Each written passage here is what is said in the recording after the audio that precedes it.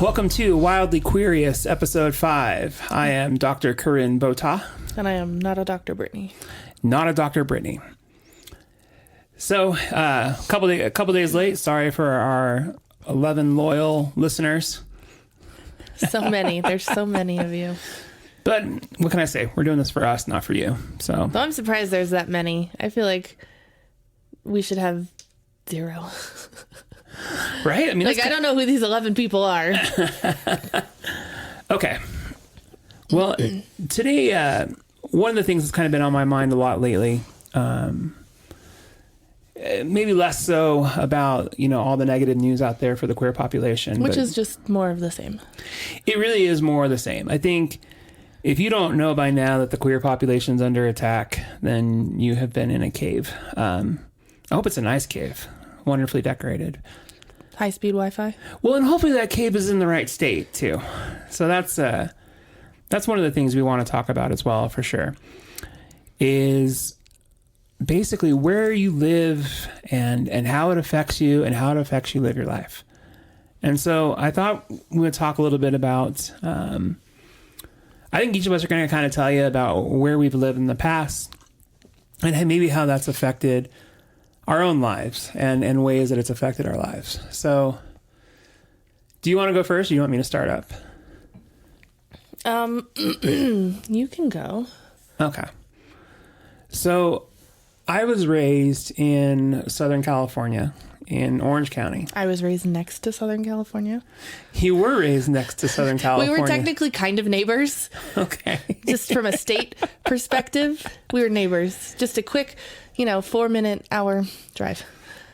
So this has less to do, my upbringing, at least for this first part of the story, has less to do with where I lived than it does with when I lived.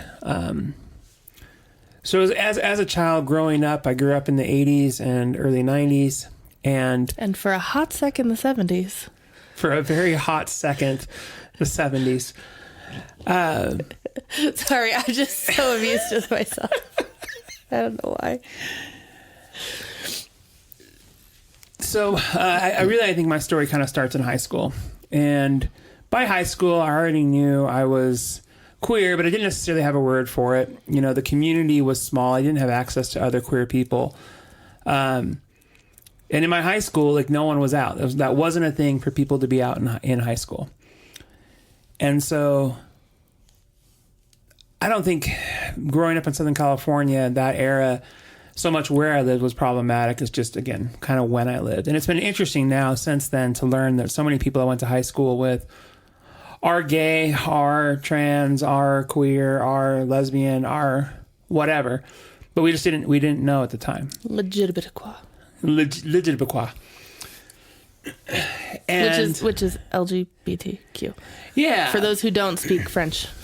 That's not French. But I remember still in high school, towards maybe my sophomore or really when I could start driving myself around, I was able to go out in the community. I was able to find clothes that were more me, and I would go into stores. And I remember people were kind of friendly, more or less, when I went into stores.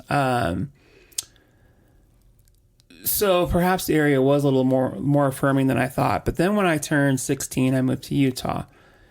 And Utah was a lot less affirming. And by less affirming, there was no one affirming in the mid-90s, but there was definitely a lot more intense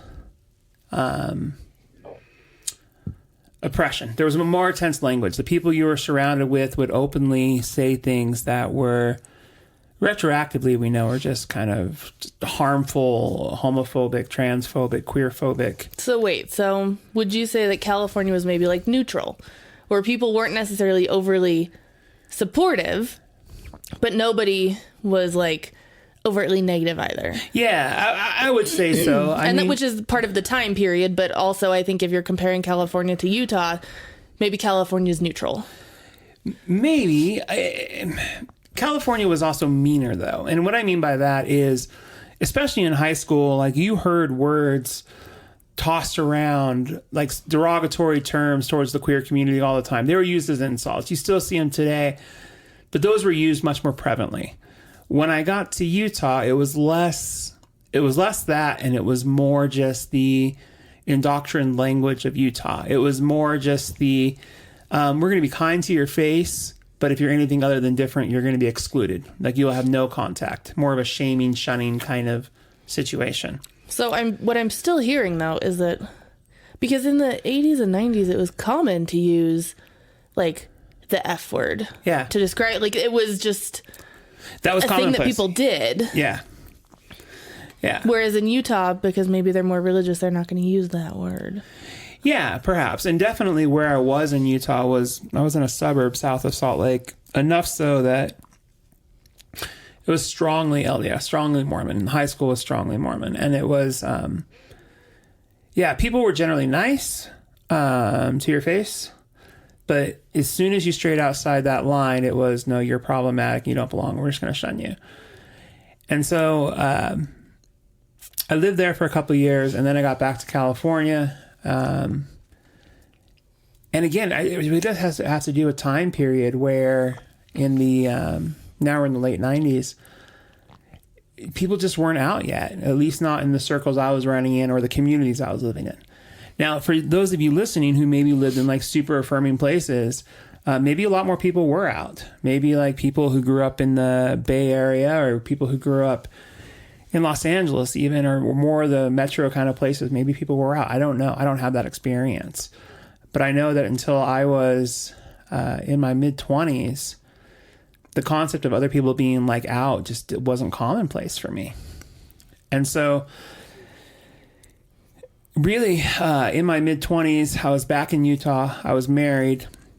And again, there was nowhere that was affirming or unaffirming so much as it was my life at that point was a lot less open. I just adopted a narrative that wasn't my own. And living in Utah was really hard because anytime I strayed from that, there was a problem. It was that same thing from high school left over, where if I were to be slightly more feminine, or if I wanted to express myself a little more liberally, there was definitely kind of that negative reaction from people right away. Like, what are you doing? That doesn't fit this mold. And there's a problem with that. So from there, left Utah, moved to Colorado. And it was interesting because when I moved to Colorado, all of a sudden people, even within the same like religious communities or the suburb areas that are more conservative, they were a little more open to, oh, you can be different and that's fine. Like I felt safe enough here in Colorado that I could come out and actually kind of be myself. And I would never have done that had I lived in Utah. And I probably would have done it if I had lived in California. But there was something about being in Colorado and having the safety of, one, laws that protect me, but then also a community that was more open to difference. And so that's kind of my story, in that, you know, the places where I lived, and definitely later in my life where I lived, affected my ability to be out and to exist. From Colorado, I moved back to California to finish up my doctorate, worked in Long Beach, where places were very affirming, very opening, very welcoming. And then after I met you, we moved to Orange County. And Orange County is interesting because it's one of the last kind of strongholds of republicanism in California, maybe northern San Diego County. In California, or just in like Southern California? No, because in Southern California. Of a city, called Bakersfield, yes. And I would put money on Bakersfield that they're more conservative. Yes, no, I think you're completely right. As far as Southern California is concerned, poor Bakersfield. I heard a joke about it when I was at Disneyland, and that's why I bring it up. It was a great joke. I can't recreate it, but that's why I'm picking on Bakersfield. And it's true. When we think about California and, you know, conservatism to the extreme, definitely that Central California Valley, Modesto, Bakersfield, Fresno, there's definitely more conservative there. But we went back to Orange County, which was one of the last kind of Republican strongholds in Southern California for Republicanism. And even when you think about Huntington Beach is where you see a lot of these Proud Boy, white supremacist type rallies. There's a real strong element there. But we didn't live up there. We lived down in Tustin. And Tustin, where we lived, was highly Asian, high Asian population. And though it was conservative, I don't think we felt any negative effects of being in a conservative area. I think there was something there about you just go along to get along. And that exists in a lot of places where you have people from different political parties that just don't want that fight. And so they just kind of stay neutral and say, you do you. And I think we experienced that back in California. So that's kind of my background coming into this topic, a little bit about where we lived and how it affects us and how it affects where we're coming from. So I was wondering, do you want to maybe show your story about where? I feel like so much of what you're saying, though, is era specific, not location specific. It could be, but why don't you talk about Las Vegas and like the school districts and growing up there and how that maybe affected things? But I don't here's the thing is I don't necessarily know if Las Vegas was any different from any other place because I only ever grew up there. And again, it was a time where it's like, the thing that you know about queer people is like, oh, the lesbians are on color guard. You don't know who the lesbians are, but they're on the color guard squad. And I don't know why color guard attracted all the lesbians, but that was my extent in high school of like knowing who could be gay, was that the lesbians are on color guard. The softball team didn't tip you off? No, that wasn't like, I don't know. It wasn't on my radar. And I played softball for a while, not in high school, earlier on. But I don't know. Like, it just wasn't really a thing that was like super talked about. But again, it was, like 90s, early 2000s stuff is still just kind of happening. And I didn't know, I wasn't necessarily aware in high school of whether my state or the city like skewed liberal or skewed Republican. I didn't even have my own political beliefs then. I kind of just was like, oh, my parents say that this thing is good, so, maybe this thing is good. So yeah, I don't know, but I wonder too how much of that is just the era versus the geography. Well, why don't you tell us a little bit about where you live, where you grew up, where you moved to, and maybe some of your experiences there. Well, I grew up in Vegas. And, did you get the messaging growing up in Vegas that it was okay to be out? No, but I don't know if that was from Vegas. Like, here's the thing. It's so patchy that I don't know where any of the messages came from. Like, I grew up going to Catholic church. So could I have gotten messages there? Absolutely. Yeah. Right? Could I have gotten messages because, hush, hush, we don't really talk about the lesbians on color guard? Like, we know they exist, but we don't really talk about them? Like, yeah. But I don't have enough memory to be able to be like, oh yeah, this is what, this is how I understood sexuality or gender, because I don't know where that understanding would have come from. Let me put it this way. When you were growing up in Las Vegas, did you see a lot of queer people around? Probably not. I mean, the color guard. But I don't... Outside of high school. Like outside of the school or like...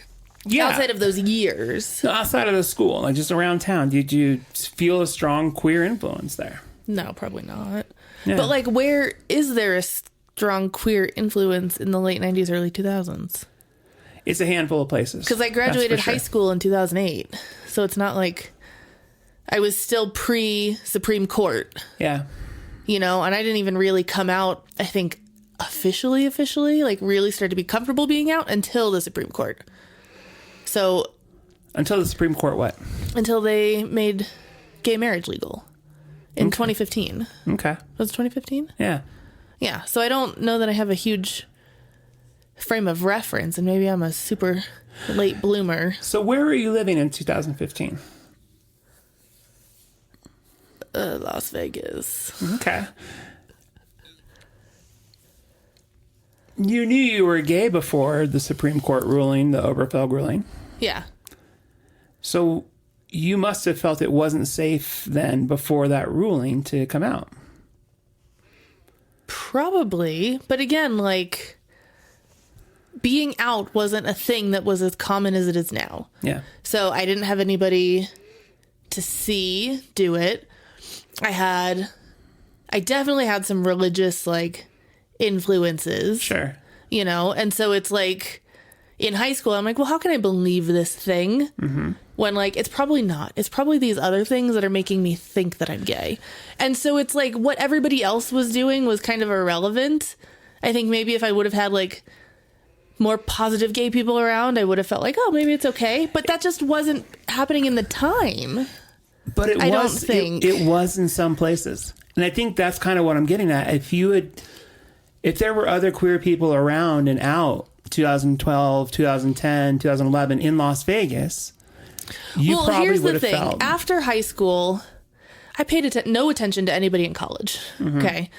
And then I knew like, you know, a sprinkling of gay people in adulthood. But again, like my community and the people I knew is very small. It was pretty much like, here's people who you either go to school with or here's people who you work with. And that's like, you know, I wasn't out and involved in like organizations. I wasn't, you know, I did for a stint as an adult go to church, and like that's clearly not going to give me a diverse group of people. So I don't even know what the climate is like in other places to be able to say like, oh yeah, Las Vegas was X, Y, and Z. Okay. So you have the interesting perspective of having a gay person in your family. Here's the thing. I didn't know she was gay. It's so bad. Why don't you tell that story a little bit and how you didn't know she was gay? Okay, here's the thing. Here's the thing. Here's the thing. That you make fun of me for saying all the time. I don't know. So my aunt always had a roommate. For the whole entirety of my life, we always knew them as together. Okay? I assumed they were roommates. And no one in my family had told me otherwise. Okay, no one had said they're gay, they're together, like being married wasn't a thing that they could be. They also didn't live in the same state as us, so it wasn't like... Where'd they live? Florida. So it wasn't like there was ample opportunity to have conversations. Okay. And then, I don't know, like somewhere in my early teen years, I was like, I wonder if they're gay. But I was like, you know what? Asking an older person if they're gay could be offensive, because I knew that there were definitely some people who were like, no, you know, being gay is not it. And the people who'd be more likely to be offended were older people, and they are older people. Like my mom was child number 3, my aunt was child number 2, and there's 8 years between them. So like there's a significant age gap. And so no one ever talked about it. No one ever like outwardly came out and said anything. When they would come to visit, they were never necessarily like physically affectionate in a way in which you would know, okay, these people are a couple. And so I don't know, there was like, I guess a weird culture in my family where it was just like, we don't talk about it. And I remember too, like, even when I think it was my grandma who died, that like she had made arrangements for my aunt's partner to like come to the funeral. And that was like a big deal. So I don't know again how much acceptance there was or there wasn't. I mean, obviously there was some sort of like disconnect because we didn't talk about it, but she was never like told she couldn't come or like they couldn't come or they couldn't be. Like they were very much a package deal. They did things together. They'd come visit together. So it wasn't like, oh, we've shunned them kind of thing, but it also just wasn't we don't talk about Bruno. Okay. That's what it was, you know? So do you know why they ended up in Florida? I mean, they both really love Disney, so I would guess that was probably... But they didn't move near Disney. No, but they also didn't... I don't know where... Here's the thing. I don't know where they were until they were in, like, where they were. Got it. So, and I know they both frequented Disney, and I know they both loved Disney, and that was a thing for them. Well, I think we can talk about that, too, and in the context of places that we can go that feel safe and affirming, and we can get a little more into that. Talking about Disney, yes. Florida, maybe not so much. Right, exactly. Although I guess Disney World, in an attempt to like push back against DeSantis, is hosting some very large LGBT conference on their property. Oh, it's fantastic. Yeah, as a way to, I think, kind of be like, hey, F you. Because now DeSantis, like, they had DeSantis was doing things against the queer community, and then Disney finally felt pressured enough to say, no, we stand behind this community. We have a diverse staff, blah, blah, blah. Right. And then DeSantis says, well, now you're no longer your own governor of your own city. Right. And it's, new sheriff in town and trying to be intimidating. And now they're like, well, we're just going to have all the gay people come. Good. So we can talk more about that. So eventually you left Las Vegas and you moved to California. Was it easier to be out in California? I don't know. I mean, I don't know. I think being out is just a lot of work in general. It's a lot of work. Because people just assume, unless they're told otherwise. Assume what? Excuse me. Hey. Sorry. That was a solid 4. It's never anything more than a 4 with you. I can make it sound a lot bigger when we go back and... No, that's okay. Okay, so you go out to California, and you're living there. I guess you know a lot less people there. Yeah. I mean, my last job in Vegas, and I feel like maybe this is how I have to compare it, because the timing feels the same. Like, it feels weird to be like, here's something that happened in 2000 versus here's something that happened in 2017. You know, like, there's a huge time difference there. But, like, I don't know, just I feel like there was a lot more at my workplace, which was more Mormon centric. Yeah. Just a lot more like, well, I don't know, because I also wasn't dating anybody at the time. It's so hard to like get a gauge on what things were, because it's like, well, if I was dating someone and regularly talking about my girlfriend as much as I was talking about, as much as someone else was talking about their husband, yeah, like, then I would be able to like better say. But it's like, it's such a thing that doesn't exist until it exists. But you heard other people talking about their husbands, if they were in a straight relationship, more frequently in Las Vegas than you did in Los Angeles? Was it more normalized for people to talk about their straight relationships in Las Vegas? That would seem like compared to California? Yeah. I feel like that's just a normalized thing to do in general. Okay. So, and again, like, I moved to California. It's not like I hear everyone talking about their gay relationships, because again, the population of people I know is much smaller. Like, if they happen to be in the LGBT community, cool. But like, so let me ask you this then: in the Las Vegas school district where you're a teacher, or educator, would you have felt safe talking about your same-sex partner? I don't know, because I never had anybody. Okay. So I don't know. I was very much so single. Yeah. For a very long time.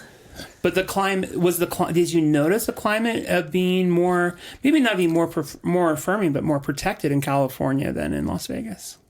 I don't know. I think maybe people were just more open and it didn't matter as much. Like, I know I had one person at my last job in Vegas who I feel like my sexuality was like confusing for her. Huh. And I didn't quite encounter that so much in California. Okay. But again, like, I don't know that anyone really cared enough to talk about it. So that's a fair point. So let's kind of get to where we're going with this, knowing a little bit about our backgrounds now, of where we lived and how it may or may not have affected, our own experience with feeling safe in public, feeling safe in employment, feeling safe in the job. And think now about how important it is, about how where you live is so important. I feel like now it's much different than it was before. How so? Well, we've become much more vocal about LGBTQ plus issues. Mm-hmm. And, before, like, when I think it's fair to say when both of us were growing up, even though we grew up in slightly different time periods. Slightly. But still different. It was different. It wasn't talked about as much. It wasn't, it wasn't such a prevalent thing in society. Mm-hmm. And that, I think, made it so that you didn't necessarily know who agreed or disagreed because no one was talking about it in general. Yeah. Right. And so you still maybe let's just say you still had 50% agreed, 50% didn't. Let's just say. Sure. But you didn't know that because it just wasn't talked about. But now everybody and their mother has an opinion on this. And it's become a thing that's highly politicized. It's become a thing that's, challenged ethically.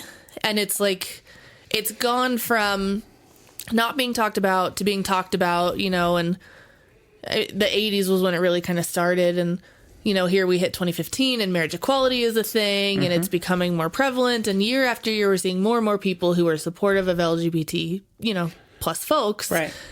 And now it just feels like there is a full on war going on. Do you I think it might be logical to say, because we've certainly become louder in our advocacy, because more people are becoming affirming, that's what's driving the more intense opposition to change by society? I don't know.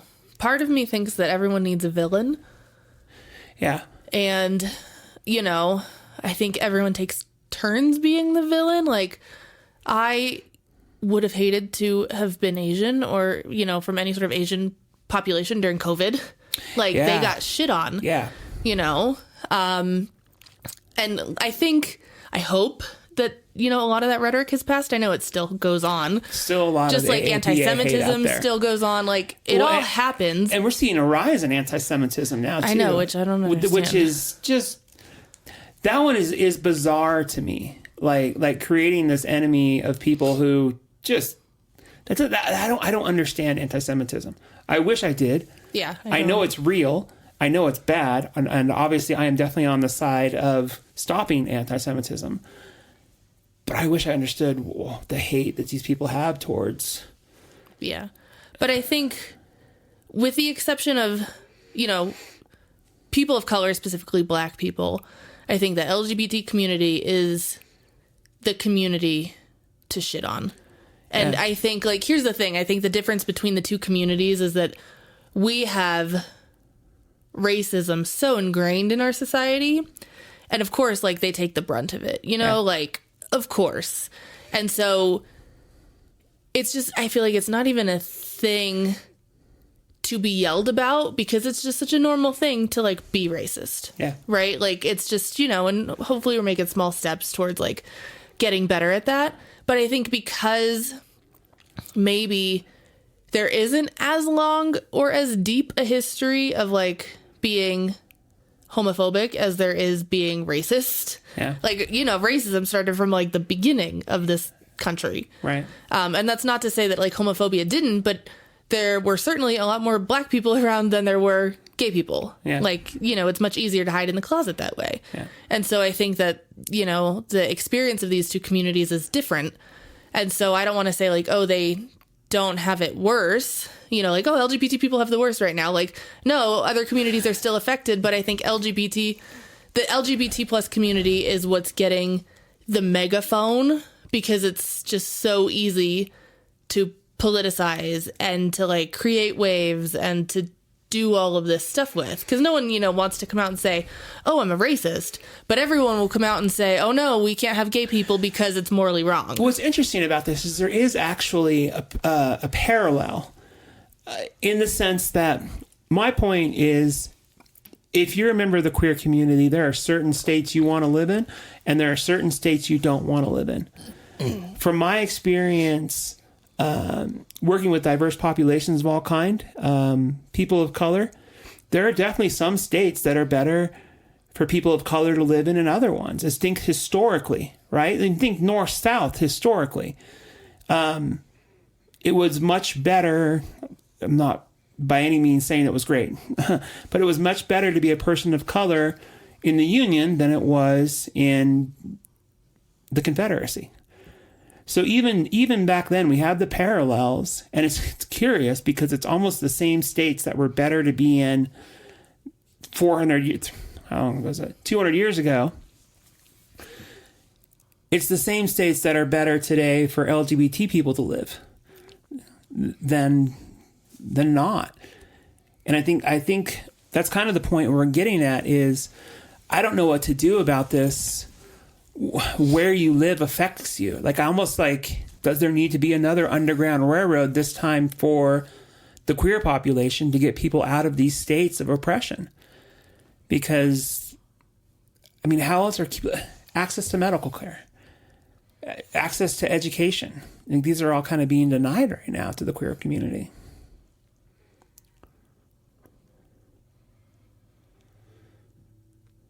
I blanked.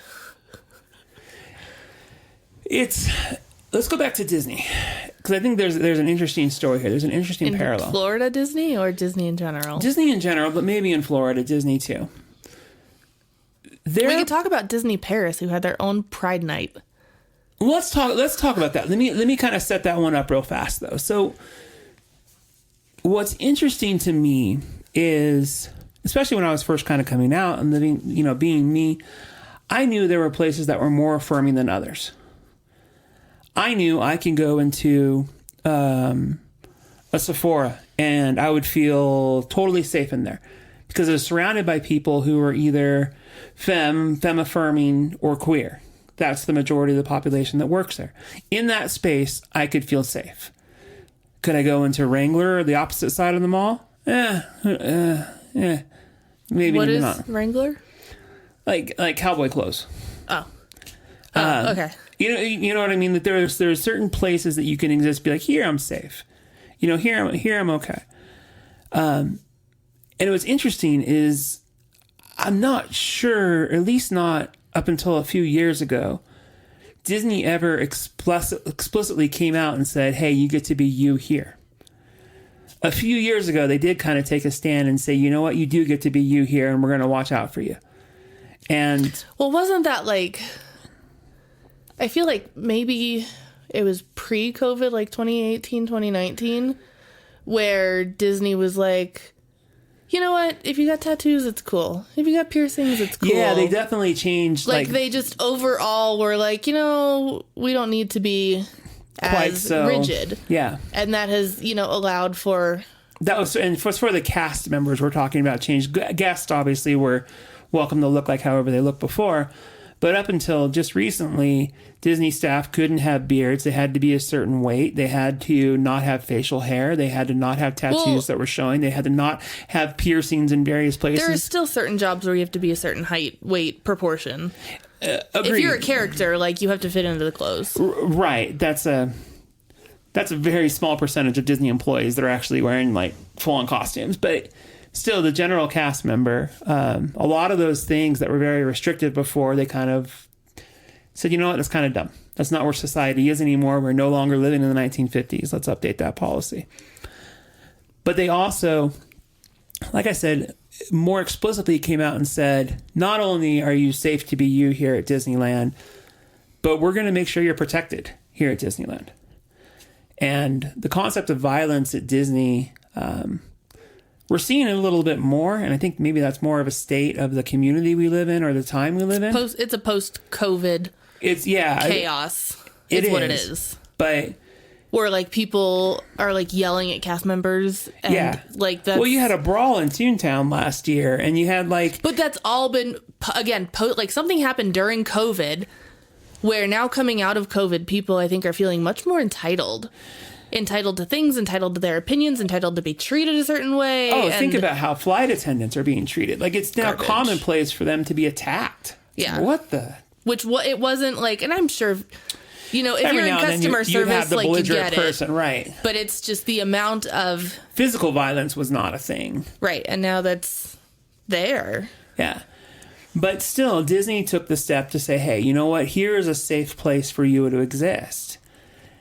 And all people need is a safe place to exist for the opportunity to kind of come out and be themselves. Because without that, it's not necessarily safe. Even if you're living in a very quote-unquote safe, affirming place. Like when we lived down in Long Beach, it's a very affirming area, but it doesn't necessarily mean you were safe. Different kind of safety. Different kind of safety. Because there's the Really, we're talking about social like, safety. Really, we're talking about like hate crimes. Right. But there's that social safety, which would be like maybe where hate crimes come in. But then there's also like, oh, am I going to get mugged walking down the street? Is my car going to get broken into? Like, there's that kind of safety as well. Yeah. You know, and then there's like the emotional safety where it's like, am I going to get harassed for something? So you were mentioning Disney World and the battle going on there. So you're right. So Disney, there's a war on wokeism, right? That's the word. Wokeness. I don't think I've ever heard wokeism. Copyright Dr. Corinne Vota 2023. I don't think we should copyright wokeism. that. I don't think so. Okay. Either way. It's just like the word moist. We don't need it. Okay. We don't need it. So you're right. So Disney, they probably employ more than 100,000 people globally. In fact, I'm sure they do. I mean, they've got just theme parks alone in 1, 2, 3, 4 different countries. Yeah. And so when you think about that, kind of population and that kind of scale, you're going to have people from all different walks of life and backgrounds working there. And in order to do what's best for their employees, is to ensure all their employees have a safe workspace and that they feel like, you know, people can be authentically themselves in that workspace. And that's not too much to ask for. Though I don't want to gloss over the fact that Disney as an employer is not great to some of its theme park cast members. Like, there's no union. They don't necessarily get a livable wage. Like, we're not saying Disney is the best. No, but we're just saying from maybe a diversity perspective, like, they've gotten a lot better. Yes, and I think too, especially with some recent changes applying to non-union workers, they're getting a lot better at making sure their cast is treated a lot better. That's not so much the point today, though, as much as it is how nice it feels. Let me ask you. So you talked about Paris Pride. What was that like for you going in there to be surrounded by people who are queer inside a Disney park? Well, it was very refreshing because when we were walking around Paris, I was like, I don't know if we should hold hands. Yeah. So it was interesting to like have a safe space in a, you know, new country that didn't necessarily feel safe. Yeah. But it was just nice to like, and it's not like we went and made friends. It's not, you know what I mean? Like, there weren't specifically gay things that we did. It was just nice to like be around other similar people and be celebrated for it.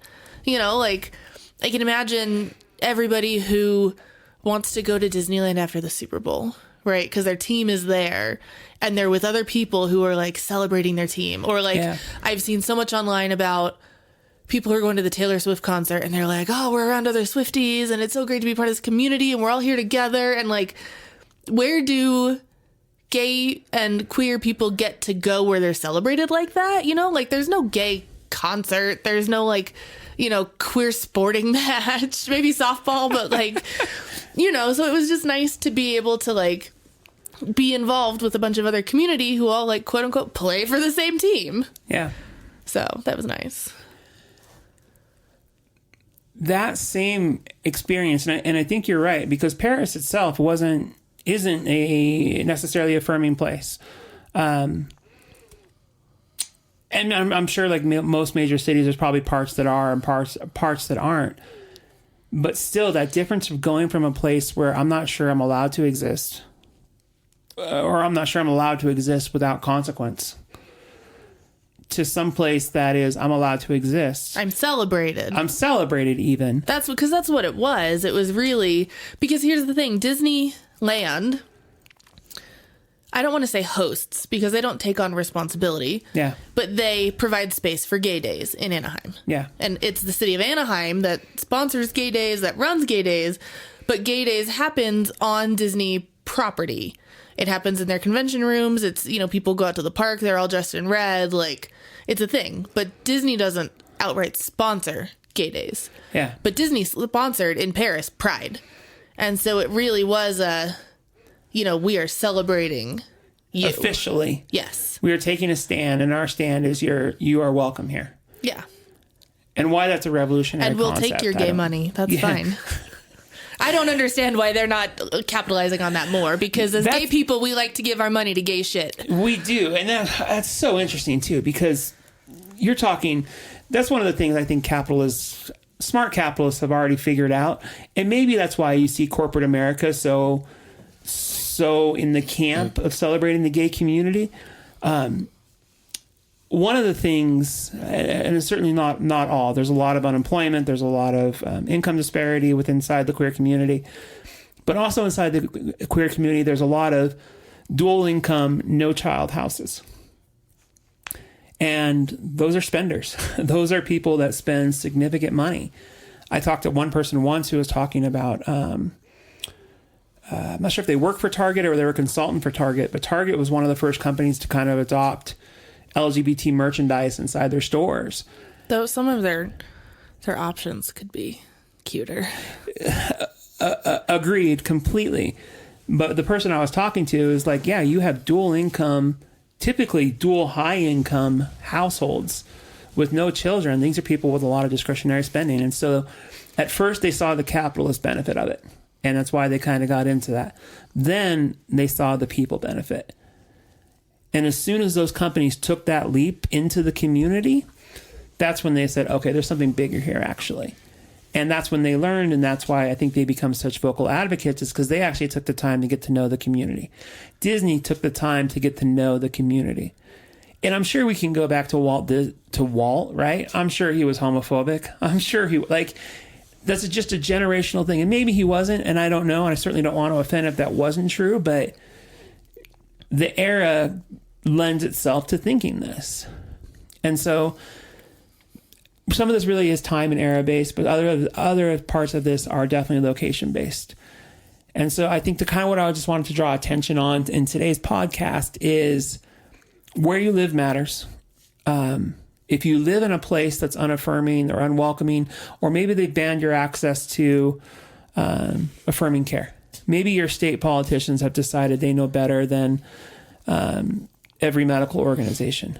Maybe your education in school, you're not going to hear about queer leaders. You're not going to hear about queer history. And I thank God the internet's available. I don't think they're clamping down on internet being available in certain parts of this. Maybe that's coming. I mean, maybe states are going to start putting filters saying you can't access. But here's the thing: they're trying to ban TikTok, and I saw something really interesting and this is a little bit of a subvert, but there was like that train crash in Ohio, Palestine, Ohio, which Yeah. took me a long time to realize that it wasn't actually like Palestine, like overseas Palestine. And it was like, okay, a train crashed in a different country. Like, okay, I don't know why, everyone's talking about it. It's a big deal, but it's not American. Right. But so I guess a lot of like where attention has come from was not the news outlets or the media, but it was because of TikTok. And so this is where it connects to what we were saying, but there are platforms on the internet that are unregulated. Yeah. And that they're starting to realize we can't control the dissemination of information Right. on these places, on these different like social media apps or whatever. And that I think is why the topic of like, and of course they're trying to ban TikTok because maybe China is going to like get our data. Like there's always some sort of, national security risk. But the perspective that I saw was it's a way to censor, and have control over what's going on and what's being said. So like, I don't know, internet censorship could, depending on what happens with this TikTok trial. Well, there's a little more to, I'm thinking censorship of, will states prohibit access to information inside certain states? And now these kids who don't have access to... But with the internet, how do you do that with a specific state? Oh, it's very easy. That's actually a normal thing. Okay. Well, I don't know. I was just thinking like, nationally. It could be a larger here's the thing. thing what's interesting about TikTok, and I think you bring up an interesting point. They do talk about the national security implications of, China will have access to our private user data and therefore can spy on us or something. Here's what I wonder. What's on my 17-year-old daughter's phone that's a national security risk? This I don't understand. If someone out there smarter than me can explain this, how them seeing theoretically the app could go in and mine all the data on the phone. Well, but what are you going to mine? Like Tetris scores? Here's Like, the thing, though, is that doesn't the U.S. government already have all our data anyway? Like, we give them permission for cookies. We if I go on to Facebook or Instagram and then later I talk about wanting a Caesar salad for dinner, I'm getting ads for Caesar salad when I go back on. Okay, so here's conspiracy theory. Maybe it's the app they don't control, which makes it harder for them to spy on us. Maybe. I don't know. Either way, this has been an interesting discussion about how where we live matters. And I'm sure this will come up to play more as we see upcoming elections and we see laws coming to pass and changing. And we will talk more on that next time. But until then, this has been Wildly Curious. We'll see you next time. See ya.